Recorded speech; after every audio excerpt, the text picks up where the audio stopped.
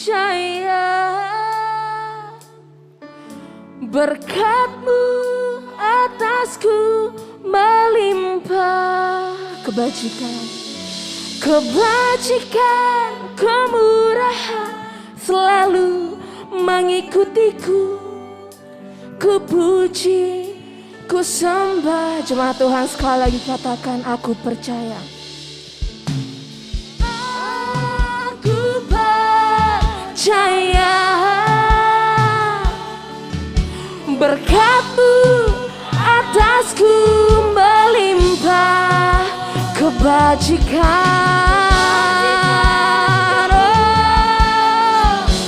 mengikutiku. Ku puji, ku sembah Kau Tuhan. Mari jemaat Tuhan sama-sama kita bangkit berdiri. Kita angkat kedua tangan kita, katakan, aku percaya berkat-Mu Tuhan.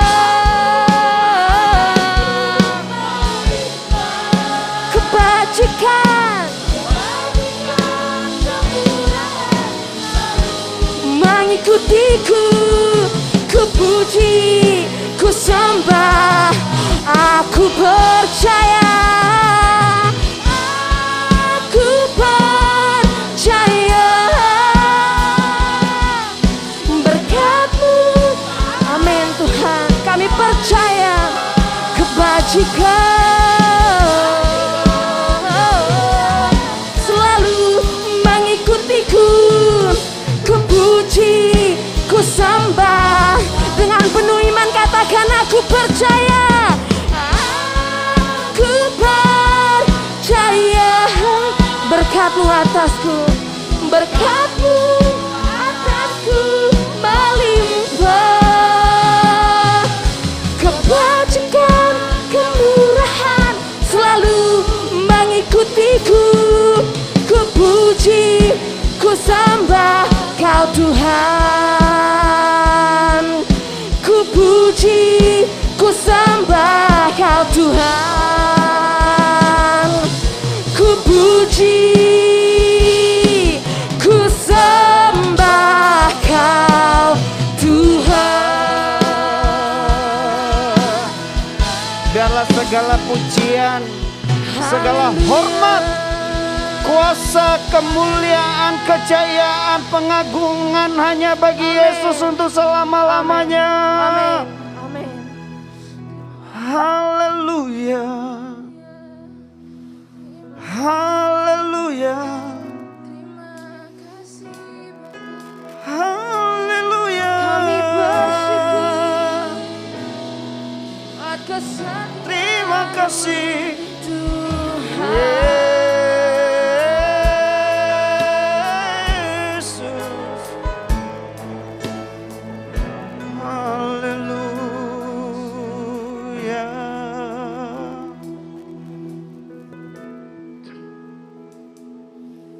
Kehadiran-Mu di tengah-tengah kami akan mengubah posisi kami. Kami yang datang dengan penuh kelemahan, kami pastikan kami akan pulang sebagai orang yang kuat. Amin. Amin. Kami yang datang dengan penuh pergumulan, kami akan pulang untuk mendapatkan kelegaan. Amin. Dari rumah Tuhan ini kami akan menyaksikan kemurahan Tuhan. Yes. Amin. Kami akan menyaksikan pemulihan yang daripada Allah. Amin. Kami akan disembuhkan. Hari ini kami akan dibebaskan. Amin. Amin. Tuhan berkata-katalah bagi kami, sebab kami siap menerima anugerah yang besar. Saat ini setiap yang terbelenggu, yang terikat akan dibebaskan. Amin. Terjadilah hal ini dalam hidup kami. Di dalam nama Yesus kami berdoa. Haleluya. Bapa, berkata-kata dan berfirmanlah.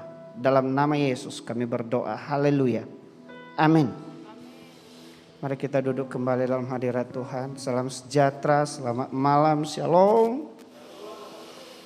Mari kita buka Alkitab kita, mari kita perhatikan di Yeremia pasal 29. Kita akan baca ayat 4, 5, 6 dan 7 saja. Yeremia pasal 29 ayat 4.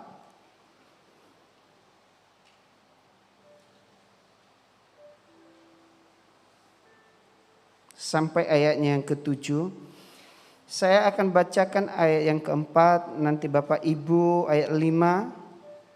Saya ayat ke-6 kembali dan ayat 7 nanti kita akan bersama-sama membacakannya. Demikian firman Tuhan. Beginilah firman Tuhan semesta alam, Allah Israel kepada semua orang buangan yang diangkut ke dalam pembuangan dari Yerusalem ke Babel. Ayat 5, 1, 2 ya.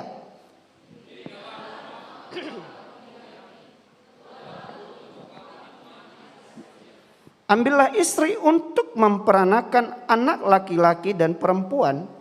Ambilkanlah istri bagi anakmu laki-laki. Dan carikanlah suami bagi anak-anakmu perempuan. Supaya mereka melahirkan anak laki-laki dan perempuan. Agar di sana kamu bertambah banyak dan jangan berkurang. Ayat 7 bersama 1, 2 ya. Usahakanlah kesejahteraan kota kemana kamu aku buang. Dan berdoalah untuk kota itu kemana Tuhan, sebab kesejahteraannya adalah kesejahteraanmu.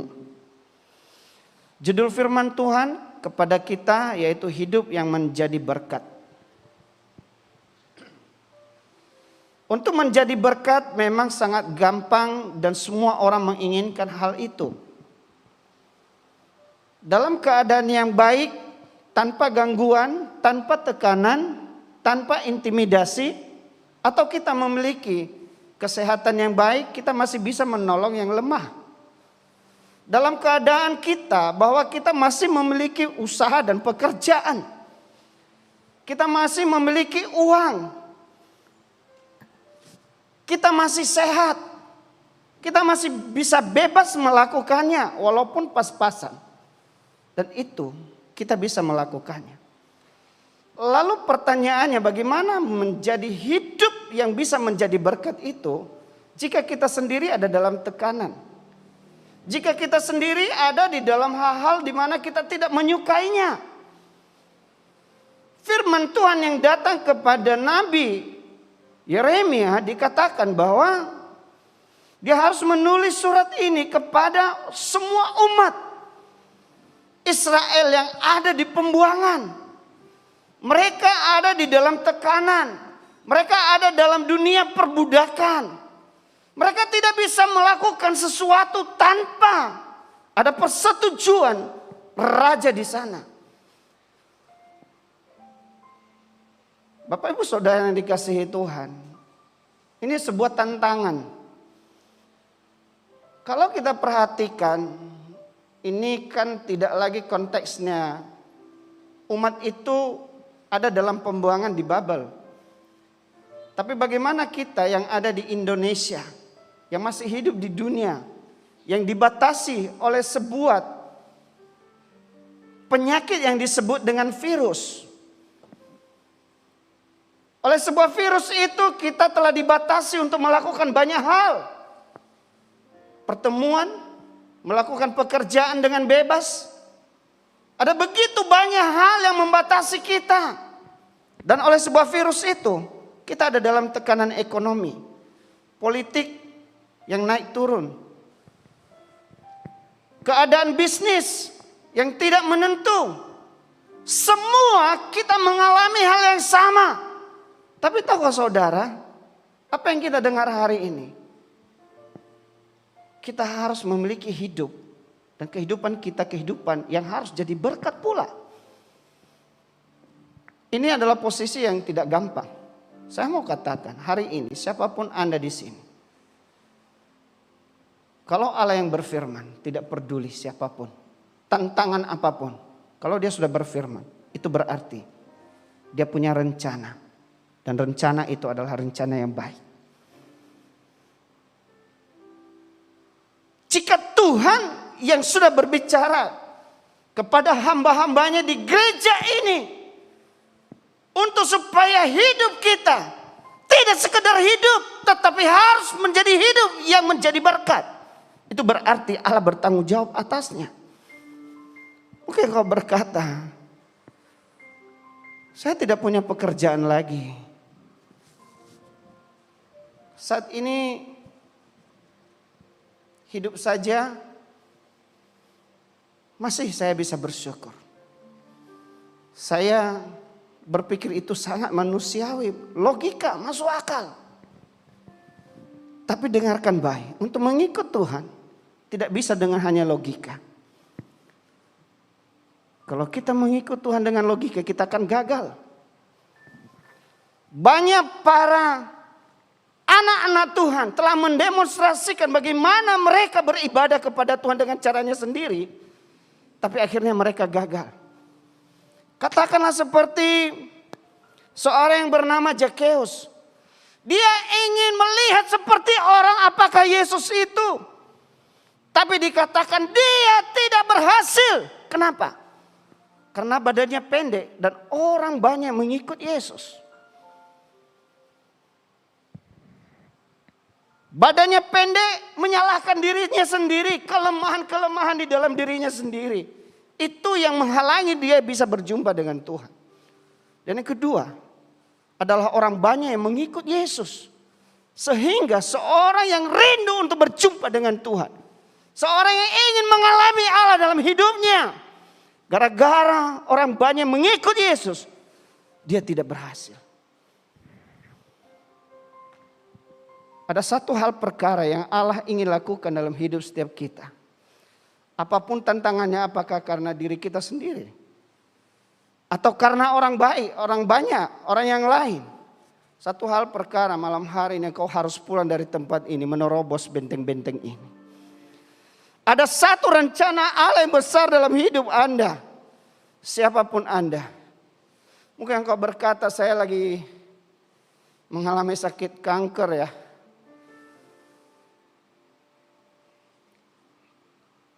Pekerjaan lagi tidak baik. Hubungan keluarga lagi tidak bagus. Hari ini ada satu rencana Tuhan. Peganglah ini baik.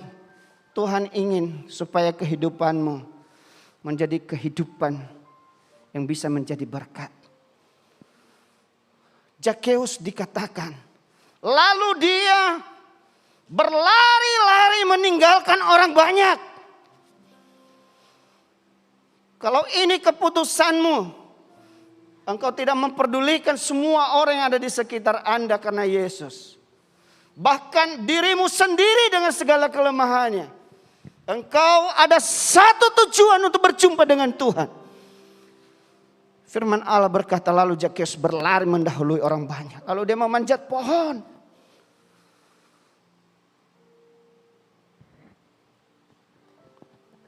Ada hal yang ingin Allah lakukan dalam setiap kita. Untuk menjadi generasi yang unggul di akhir zaman ini. Untuk menjadi orang Kristen yang unggul di tengah-tengah kesukaran ini. Untuk menjadi seorang Kristen yang excellent. Yang lebih baik dari yang rata-rata. Setiap kita punya kesempatan yang sama hari ini. Untuk bisa menjadi berkat. Dikatakan Zakheus. Seorang yang berdosa. Seorang kepala pemungut cukai. Dia juga identik sebagai seorang yang kaya. Tapi dia tidak peduli dengan semuanya itu. Dia mendahului orang banyak. Dia fokus kepada tujuannya ingin melihat Yesus seperti orang apakah dia. Lalu dia berlari. Dia memanjat pohon. Lalu ketika Yesus melewati tempat itu. Ini tidak masuk akal. Zakheus ada di atas pohon. Bagaimana Yesus bisa berjalan sambil melihat ke atas? Saudara, masuk akal atau tidak masuk akal kita? Tapi satu hal perkara, kalau Tuhan sudah mau memakai hidup Anda, siapapun Anda hari ini, dia tidak peduli bagaimana engkau di masa lalumu. Dia ingin berperkara kepadamu di masa saat ini. Di masa saat ini. Seorang pernah berkata kepada saya pada waktu muda. Dia bilang, aku tidak peduli. Aku mencintai kamu sekarang. Bukan masa lalu Anda. Bukan keluarga Anda. Bukan bibit bobot Anda. Tapi kamu yang sekarang. Yesus mencintai Anda. Anda yang sekarang. Dia ingin berjumpa denganmu. untuk berkata-kata, membawa sebuah visi yang baru supaya hidupmu menjadi berkat. Zakheus dikatakan dia orang berdosa. Dia orang yang meninggalkan persekutuannya dengan Tuhan selama ini. Tapi apa yang terjadi dengan Zakheus? Ketika Yesus melihatnya, dia katakan, "Zakheus, turun. Aku harus menumpang di dalam rumahmu." Lalu dikatakan dia sangat bersukacita dan membawa Yesus ke dalam rumahnya. Hal yang pertama yang ingin kita harus sadari, jika kita ingin melihat hidup kita tidak menjadi hidup yang biasa-biasa, responilah panggilan Tuhan hari ini. Engkau akan menjadi berkat. Dikatakan, lalu Zakheus turun. Dia membawa Yesus ke dalam rumahnya. Lalu memanggil Zakheus yang lain. Memanggil orang-orang berdosa yang lain. Zakheus dikatakan dia berhasil menjadi berkat. Tadinya dia ingin berjumpa dengan Yesus, tidak bisa dengan akalnya. Dengan pikirannya dia tidak berhasil. Tapi ketika Yesus berkata, "Aku mau menumpang ke dalam rumahmu," Zakheus menjadi berkat. Begitu banyak teman-temannya dipanggilnya ke dalam rumahnya. Mereka berjumpa dengan Yesus. Dan Yesus berkata, mulai hari ini telah terjadi keselamatan di dalam rumah ini. Engkau dan seisi keluargamu dan seluruh orang-orang yang ada di sampingmu, engkau telah menjadi berkat. Bagaimana kita bisa menikmati kehidupan untuk menjadi berkat? Sangat simpel. Satu saat Yesus setelah khotbah, di antara 5.000 laki-laki, lalu murid-muridnya berkata, "Suruh mereka pulang. Mereka sudah kelelahan, sudah 3 hari mengikut engkau dan mereka sekarang lapar." Yesus katakan, "Tidak. Engkau tidak harus menyuruh mereka dengan keadaan lapar. Engkau harus memberikan mereka makan." Murid-muridnya yang berjalan bersama dengan dia, yang melihat dengan matanya mujizat demi mujizat yang dikerjakan Yesus. Apa yang terjadi? Mereka melakukan dengan caranya, bukan dengan cara Tuhan. Tuhan katakan, "Inilah caraku. Engkau harus memberikan mereka makan. Engkau harus menjadi berkat bagi mereka." Tapi mereka bilang, "Bagaimana caranya? Kalau kita pun punya uang kita sedikit. Kalaupun kita punya uang yang banyak, dari mana kita dapatkan makanan yang sebanyak ini?" Saya pikir kalau saya ada di sana pada waktu itu, mungkin saya juga akan berpikir seperti mereka. Atau mungkin Bapak Ibu tidak ada yang mau berpikir seperti itu. Saya mau katakan itu yang kita lakukan selama ini. Kita selalu memikirkan hal-hal yang sesuai, yang setara, yang cocok dengan cara kita. Kita melupakan bahwa Allah bekerja di luar kemampuan kita. Yesus berkata, "Tidak, engkau harus memberikan mereka makan." Lalu mereka, "Tuhan, bagaimana caranya?" Dia katakan, "Berikan apa yang ada padamu." Apa yang ada padamu itu yang engkau harus berikan. Bukan yang tidak ada. Allah tahu bahwa kita memiliki semuanya. Ada yang dikasih 1 talenta, 2 talenta, ada yang 5. Tapi pasti kita punya minimal 1.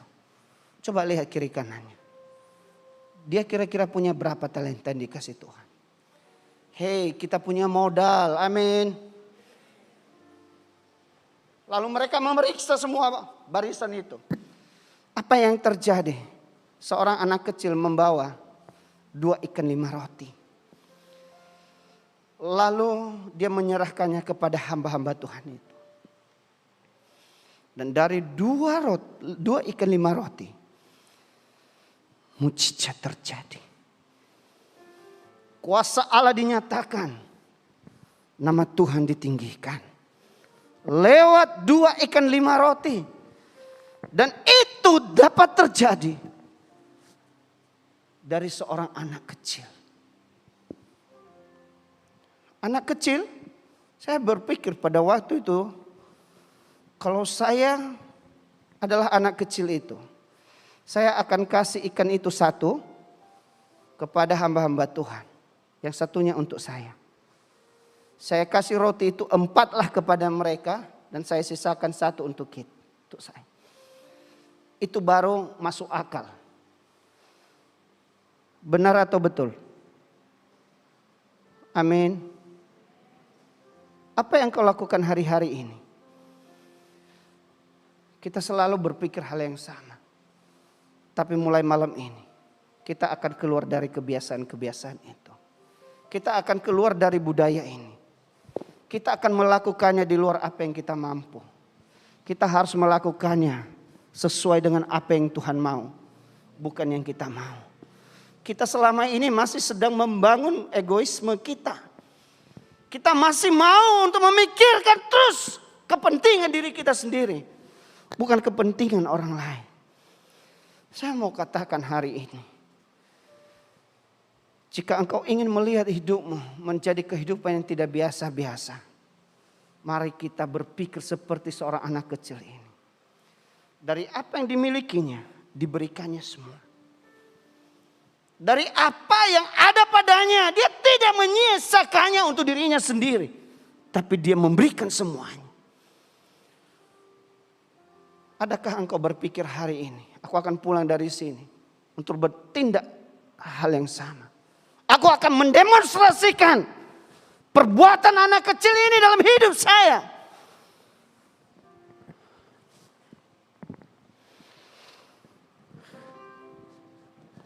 Terlalu banyak Allah memberi yang terbaik untuk kita. Tapi kita selalu memikirkan diri kita sendiri.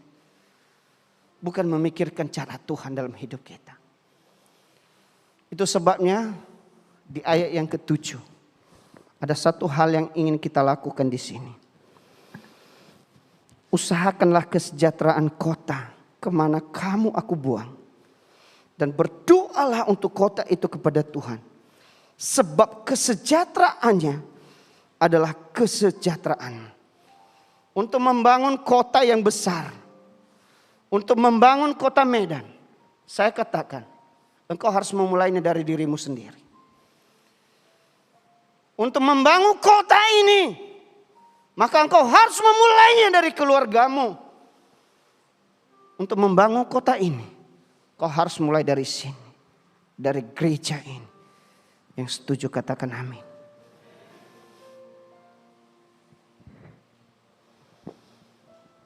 Dikatakan usahakanlah kesejahteraan kota. Di ayat yang ke-5. Bagaimana caranya untuk mensejahterakan kota ini?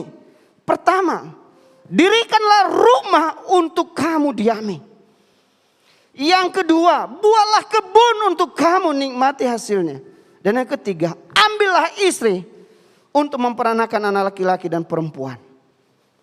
Ambilkanlah istri bagi anakmu laki-laki dan carikanlah suami bagi anak-anakmu perempuan.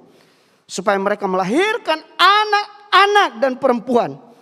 Agar di sana kamu bertambah banyak dan jangan berkurang. Hal yang pertama, cara untuk mensejahterakan kota. Saya selalu tekankan ini. Kita harus mulai membangun dari diri kita sendiri dulu. Yang kedua, dari keluarga. Dan yang ketiga adalah dari gereja ini.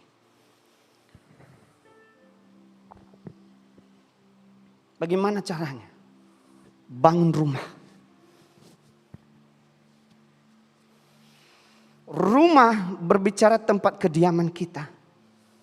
Dan saya mau katakan, rumah adalah tempat di mana engkau sendiri nyaman atau tidak. Begitu banyak tulisan yang selalu ditempelkan di depan rumah dan berkata, rumahku adalah sorgaku. Jika engkau membangun rumahmu menjadi sorgamu, orang akan melihat hidupmu. Mulai hari ini, dari hal-hal yang kecil, jangan buang sampah sembarangan. Pak Arit di depan rumah yang sudah mulai banyak tumpukan sampahnya, ambil.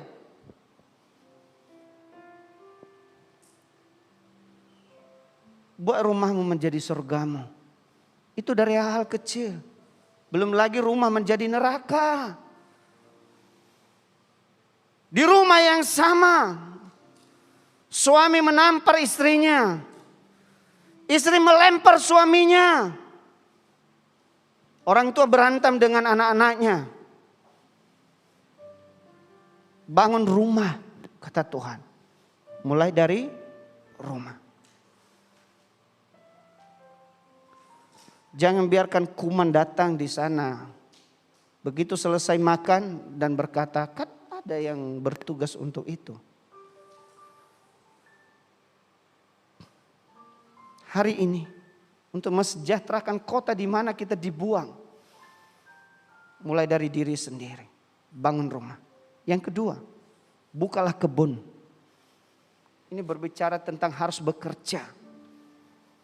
Jangan makan kalau engkau tidak bekerja. Ini kebenaran. Adik-adik mahasiswa. Jangan makan banyak, kerja sedikit. Kuliah 2 jam 1 hari, tidurnya 22 jam. Engkau tidak bisa membangun kota di mana kamu berada dengan cara itu. Untuk membangun kota mulai dari dirimu sendiri.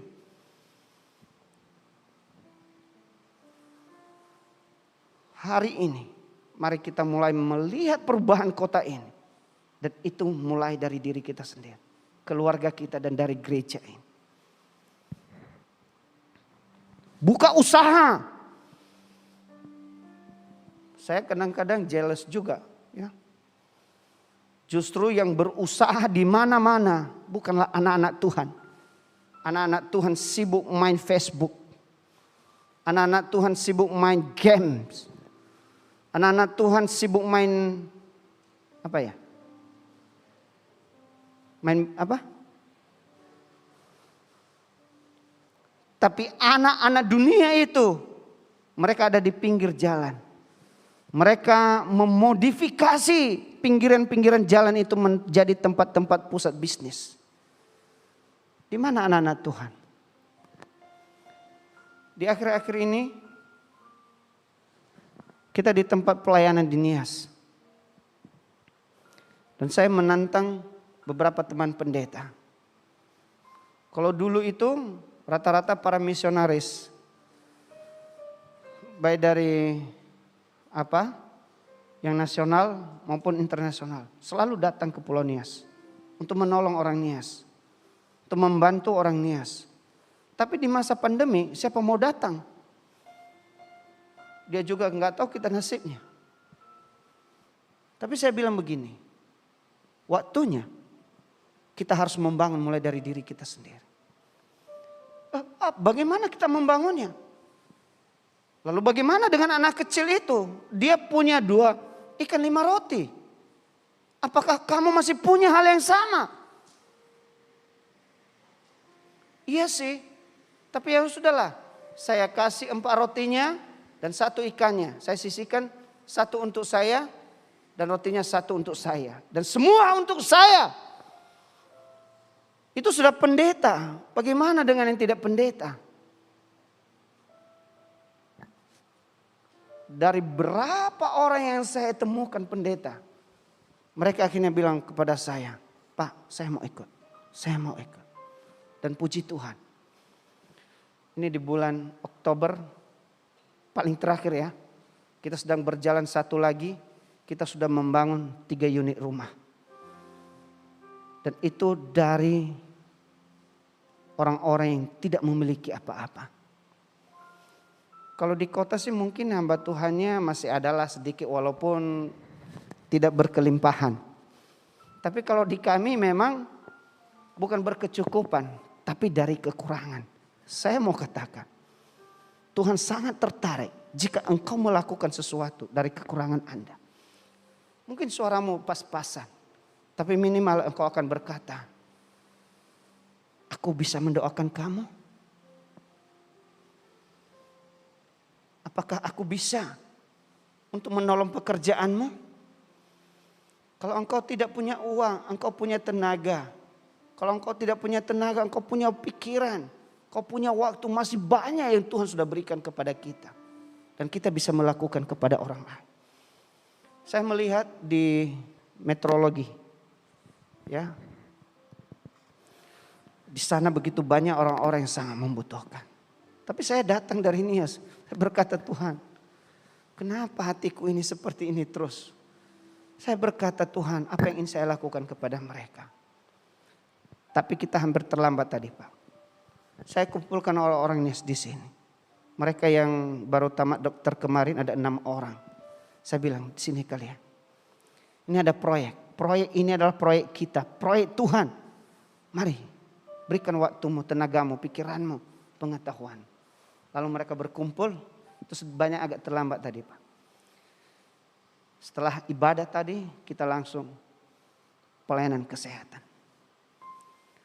Saya bilang, keluarkan uang kalian. Saya hanya 10.000, Pak, 20.000. Bilang itu sudah hebat. Dan kami sambil jalan pulang dengan anak saya, dia bilang, Tuhan dahsyat. Tuhan luar biasa. Kemuliaan bagi Yesus. Kalau orang-orang yang sangat sederhana yang bisa melakukan ini, saya paling yakin Bapak Ibu sekalian yang ada di sini jauh lebih besar engkau bisa melakukan ini. Saya mau katakan, kota ini ada di tanganmu. Kota ini maju atau mundur, Tuhan memberikannya kepadamu. Karena Tuhan berkata, usahakanlah kesejahteraan kota. Dirikan rumah yang nyaman, yang baik, yang bisa mencerminkan kehidupan anak-anak Tuhan. Yang kedua, buka lapangan pekerjaan. Amin. Saya ingin melihat semua kita pulang dari tempat ini bukan menjadi konsumtif, tapi kita akan menjadi orang-orang yang produktif. Bukan kau berkata, dah Pak Pendeta itu mah udah lama. Saya sudah melakukannya, gagal terus. Saya mau katakan, jangan berhenti sebelum engkau sukses. Kamu masih bisa. Kemarin dulu saya melihat di YouTube GB Pelita. Ya, banyak aksi sosial yang sudah mulai dilakukan. Saya mau katakan, teruskan, sisihkan. Jangan makan semua. 2 ikan 5 roti sisihkan minimal. Saya tahu itu berat. Tapi tidak kalau itu dibudayakan. Amin. Usahakan kesejahteraan kota di mana kamu berada. Dan kemudian nikmati. Lihat dan nikmati. Seorang teman saya bilang, Pak Pendeta, ya sudahlah saya akan kasih 5 juta ya untuk program pembangunan rumah ini. Saya bilang, Pak, saya nggak butuh uang, saya butuh bahan-bahan aja, material. Oh ya, ya udah, apa butuh semen apa semua? Yaudah, ayo. Di mana saya kasih, Pak? Mari kita bawa bersama-sama. Bapak Ibu saudara yang dikasih itu, ketika dia datang dengan tangannya sendiri melihat keadaan orang itu, dia bilang, kalau dulu aku tahu keadaan orang ini seperti ini, saya tidak akan membiarkan ini, Pak. Saya bilang waktunya kamu harus melakukan. Jauh lebih nikmat ketika kita melakukannya sendiri. Kita jangan cukup mendengar sejarah Samaria yang baik hati. Itu sudah lewat masanya. Sekarang adalah masa kita.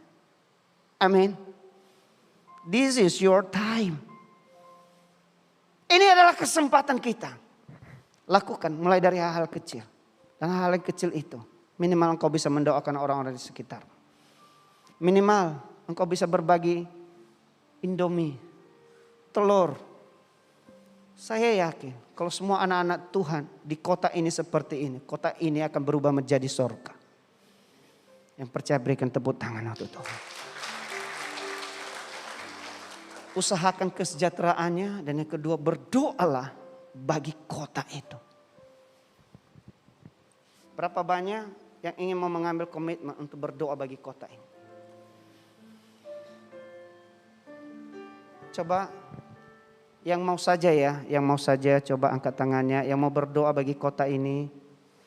Oh puji Tuhan lumayan, makin lama makin banyak. Yang di atas kok nggak ada yang angkat tangan ya? Nggak apa-apa, angkat kepala. Kita berikan tepuk tangan bagi mereka yang berkomitmen.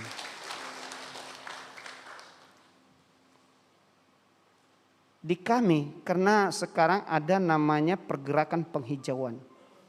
Di 12 kantong Kristen yang ada di Indonesia.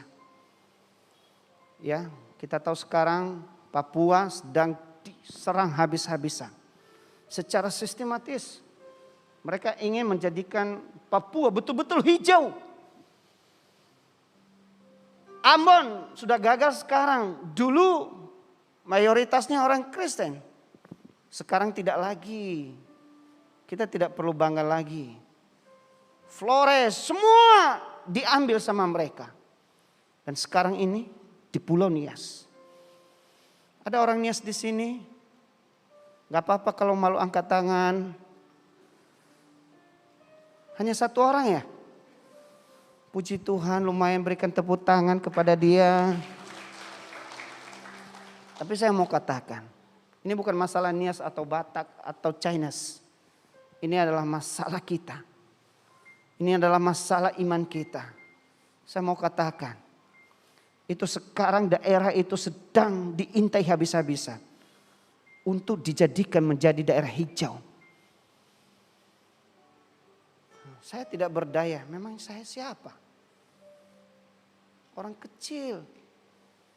Memang kalau di kampung kami sih katanya saya ketua BKAG lah, ketua lembaga Ober Berkat lah, sudah mulai bisa membangun lah, gembala lah dan macam-macam. Nggak ada apa-apanya. Tapi saya sangat yakin bersama Bapak Ibu kita bisa menarik mereka dari pintu neraka ke pintu sorga yang besar. Sisihkan uang Anda. Sisihkan doa Anda kalau Anda tidak punya uang. Saya buat Nias berdoa. Hanya 1 jam untuk 1 minggu. Tapi yang banyak datang adalah jemaat biasa. Para pendeta sibuk. Para pastor sibuk.